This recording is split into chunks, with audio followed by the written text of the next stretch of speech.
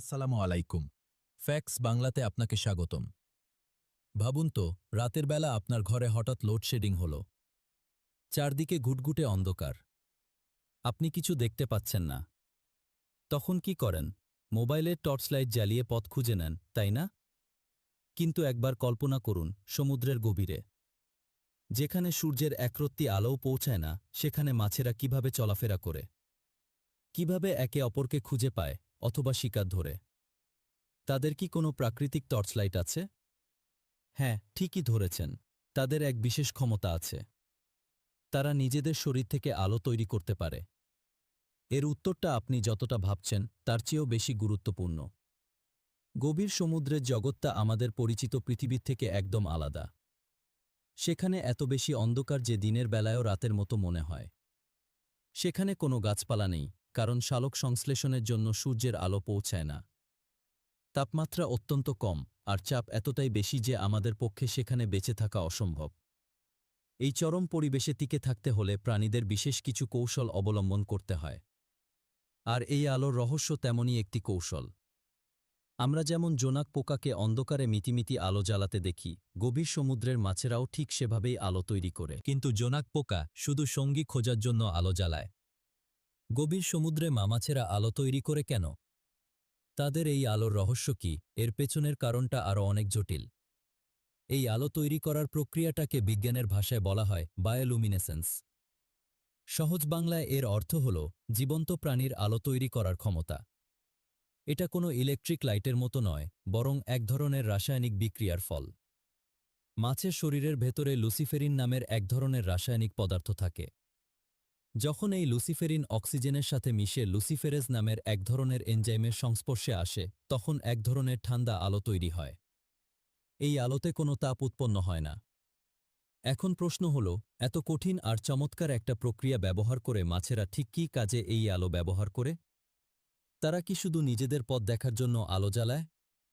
আপনি হয়তো ভাবছেন, টর্চ লাইটের মতোই কাজ করে এই আলো। কিন্তু আসল বিষয়টা এখানেই। মাছেরা শুধু পথ দেখার জন্য এই আলো ব্যবহার করে না। আসলে এই আলোর একাধিক ব্যবহার আছে। গভীর সমুদ্রের মাছেরা নিজেদের জীবন বাঁচাতে এবং বংশবৃদ্ধি করতে এই আলো ব্যবহার করে। এটা তাদের টিকে থাকার অন্যতম গুরুত্বপূর্ণ হাতিয়ার। প্রথমত, শিকার ধরার জন্য। গভীর সমুদ্রের অ্যাংলার ফিশের কথা আমরা অনেকেই শুনেছি। এই মাছগুলোর মাথার উপরে একটা লম্বা সুর থাকে, যার ডগায় আলো জ্বলে। শিকার যখন এই আলোর টোপ দেখে কাছে আসে, তখন অ্যাংলার ফিশ দ্রুত তাকে ধরে ফেলে। অনেকটা মাছ ধরার টোপের মতো। এই আলো অন্ধকার সমুদ্রে শিকারকে আকর্ষণ করার এক দারুণ উপায়। দ্বিতীয়ত, শিকারীদের হাত থেকে বাঁচার জন্য। কিছু মাছ তাদের শরীর থেকে হঠাৎ করে আলোর ঝলকানি তৈরি করে। এতে শিকারী বিভ্রান্ত হয়ে পড়ে এবং মাছটি পালিয়ে যাওয়ার সুযোগ পায়। আবার কিছু মাছ নিজেদের শরীর থেকে এক ধরনের আলোর মেঘ তৈরি করে, যা শিকারীর দৃষ্টি আড়াল করে দেয়। এর মাধ্যমে তারা শিকারীর চোখের সামনে অদৃশ্য হয়ে যায়, অনেকটা কালি ছড়ানোর মতো। তৃতীয়ত, একে অপরের সাথে যোগাযোগ স্থাপন এবং সঙ্গী খোঁজার জন্য। গভীর সমুদ্রের বিশাল অন্ধকারে একে অপরকে খুঁজে বের করা খুবই কঠিন। প্রতিটি প্রজাতির মাছের আলোর ধরন, রং এবং ঝলকানির গতি আলাদা হয়। এর ফলে তারা নিজেদের প্রজাতিকে চিনতে পারে এবং প্রজননের জন্য সঙ্গী খুঁজে পায়। এটাই তাদের নিজস্ব ভাষার মতো কাজ করে। চতুর্থত, ছদ্মবেশ বা ক্যামোফ্লেজের জন্য। সমুদ্রের গভীরতা বাড়ার সাথে সাথে আলো পৌঁছানোর ক্ষমতা কমে যায়। তাই কিছু মাছ তাদের পেটের দিকে আলো তৈরি করে। এর ফলে ওপর থেকে আসা ক্ষীণ আলো আর মাছের পেটের দিকের অন্ধকারের মধ্যে ভারসাম্য তৈরি হয়। এতে মাছটি ওপর থেকে দেখতে আসা শিকারীদের চোখে অদৃশ্য মনে হয়। আবার নিচ থেকে দেখতে আসা শিকারীদের চোখে মাছটি তারার মতো মনে হতে পারে। এই কৌশলকে কাউন্টার ইলুমিনেশন বলা হয়।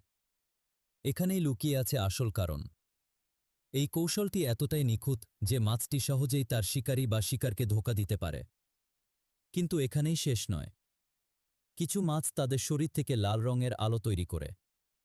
আমাদের চোখ লাল আলো দেখতে পায় না, কিন্তু কিছু গভীর সমুদ্রের মাছ এই লাল আলো দেখতে পায়। এর ফলে তারা অন্ধকারেও নিজেদের লাল আলো ব্যবহার করে শিকার দেখতে পায়, কিন্তু শিকারী তাদের দেখতে পায় না। এটা সত্যিই এক অসাধারণ প্রাকৃতিক চতুরতা।